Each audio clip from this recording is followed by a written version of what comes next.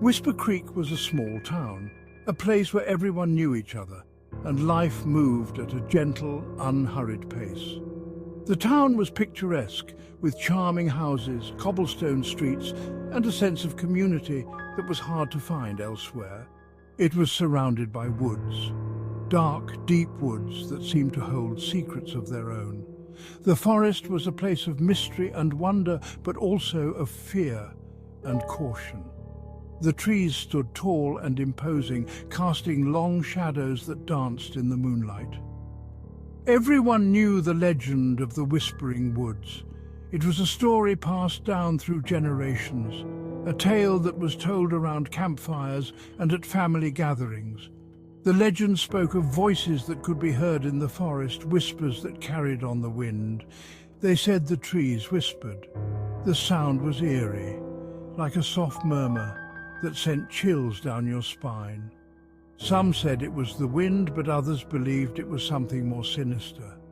They whispered the names of the missing, those who had ventured into the woods and never returned. The names were carried on the breeze, a haunting reminder of the forest's dark history. Old Man Hemlock told the stories. He was the town's storyteller, a man with a wealth of knowledge and a flair for the dramatic. His tales were captivating, filled with suspense and intrigue.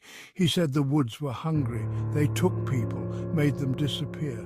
His voice would drop to a whisper as he described the forest's insatiable appetite, the way it seemed to reach out and claim those who dared to enter. No one ever believed him, until they vanished too. The disappearances were rare, but they happened often enough to keep the legend alive. Each time the town would be gripped by fear and uncertainty, wondering who would be next. Mia, Jake, Sarah, and Tom were best friends. They had grown up together, their bond forged through years of shared experiences and adventures.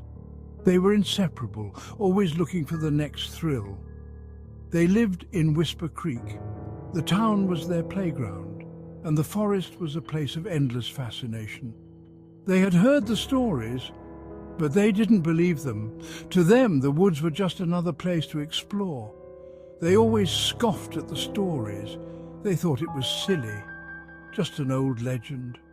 They would laugh and joke about the whispers, dismissing them as nothing more than the product of overactive imaginations. They thought it was silly, just an old legend. They were convinced that the stories were just a way to keep children from wandering too far into the woods. One night, they made a decision. They were tired of the old tales and wanted to prove once and for all that there was nothing to fear. They would go into the Whispering Woods. They would go into the Whispering Woods. Armed with flashlights and a sense of adventure, they set off into the forest, their laughter echoing through the trees. They would prove the legend wrong. They were determined to show everyone that the whispers were just the wind and that the forest held no real danger. But as they ventured deeper, the air grew colder and the whispers began to sound more like voices. The friends exchanged uneasy glances, their bravado fading as the reality of the legend began to sink in. It was Jake's idea. He dared them all. Jake was always the one with the wild ideas, the one who pushed boundaries.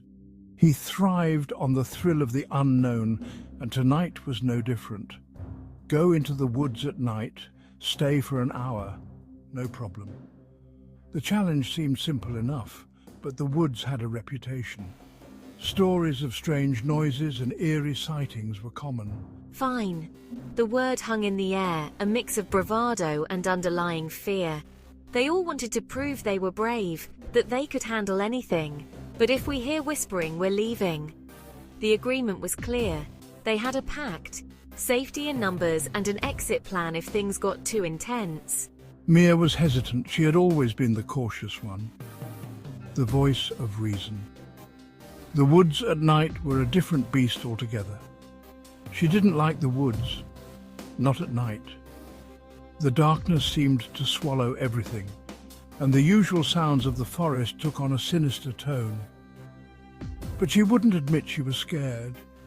Pride and the fear of ridicule kept her silent. She steeled herself, determined to see it through. Not in front of her friends. They were her support system, and she didn't want to let them down. Did you hear that? There's nothing there. The tension was palpable. Every rustle of leaves, every snap of a twig heightened their senses. Sarah and Tom agreed. They were excited. The thrill of the unknown, the adrenaline rush, it was all part of the adventure. This would be an adventure. They grabbed their flashlights. The beams cut through the darkness, offering a small comfort. They were ready. Or so they thought.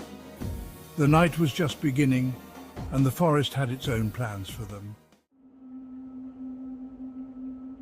The air was cold, the trees were tall, their branches reached out like claws. The friends entered the woods. The darkness swallowed them whole. See, nothing scary here. He tried to sound brave, but even he felt a shiver. Something wasn't right. The trees creaked, leaves crunched under their feet. An owl hooted. Each sound made them jump. They shone their flashlights into the darkness, but the light couldn't penetrate the shadows. They walked deeper into the woods. The air grew heavy and thick. It was hard to breathe. The silence was broken by a sound, a whisper. Mia. Mia stopped. Her blood ran cold. Did she imagine it, or was it real? Did you hear that? Her voice trembled with fear. Hear what? There's nothing there. They kept walking, but Mia couldn't shake the feeling. Someone or something was watching them closely. The whispers came more often, each one a name. Mia, Jake, Sarah, Tom, whispered on the wind. Shadows danced at the edge of their flashlight beams. Glowing eyes blinked in the darkness. The friends were terrified. It's just the wind. Her voice was shaky. She didn't believe her own words. Yeah, just the wind. But he held Sarah's hand tight. He needed to feel safe. Suddenly, Jake screamed. Something had grabbed his ankle. He fell to the ground. His flashlight flew away. Darkness swallowed him. Jake! Mia screamed. They rushed to him, but he was gone, vanished. Panic surged through them. They ran. They didn't know where they were going. They just had to get out. But the trees seemed to close in around them. They were running in circles. The whispers. They're all around us now. They're whispering our names, mocking us, taunting us. The shadows took shape. Lost souls with empty eyes, reaching for them with skeletal fingers. Their cold breath sent shivers down their spines. Mia, Tom, what do we do? We're trapped. Mia, Sarah, and Tom huddled together. Their flashlights flickered, batteries dying, hope fading. They were trapped, surrounded by the lost souls of the whispering woods. They stumbled into a clearing. The whispers grew louder. The lost souls pressed closer. Their eyes burned with an eerie light. In the center of the clearing stood an ancient oak. Its branches were twisted and gnarled. Its leaves were black as night. The oak pulsed with an evil energy. It was the heart of the woods, the source of the whispers, the keeper of the lost souls. The lost souls closed in, their cold fingers brushed against their skin, sending shivers down their spines. The air grew colder with each touch, as if the very essence of warmth was being stolen away. The whispers filled their heads, drowning out their fear, replacing it with despair. The voices were not just sounds, they were thoughts, memories and emotions, all twisted into a cacophony of hopelessness. Each whisper seemed to pull them deeper into the darkness, making it harder to remember who they were or why they had come. Join us. Be one with the woods. The invitation was both alluring and terrifying. It promised an end to their suffering, but at the cost of their very souls. The spectral figures seemed to beckon with a sense of urgency, as if time itself was running out. Mia, Sarah, and Tom screamed. Their voices echoed through the empty woods. The sound was swallowed by the dense trees, leaving only a haunting silence in its wake. Their cries for help seemed to bounce back at them, mocking their desperation, but no one could hear them. No one would come. The forest was a world unto itself, cut off from the reality they once knew. It was as if the very laws of nature had been rewritten, trapping them in a never-ending night. One by one, the lost souls pulled them towards the ancient oak. The tree stood like a sentinel, its gnarled branches reaching out like skeletal arms. It was a place of power, a nexus where the living and the dead converged. They were dragged to the tree, their bodies melting into the bark. The transformation was both painful and surreal, as if they were being rewritten into the very fabric of the forest. Their screams turned into whispers, joining the chorus of lost souls, becoming part of the woods, forever lost. Their identities faded, replaced by the eternal presence of the forest. They were no longer individuals, but part of a greater whole, a living, breathing entity that thrived on their despair. The next morning, the sun rose over Whisper Creek.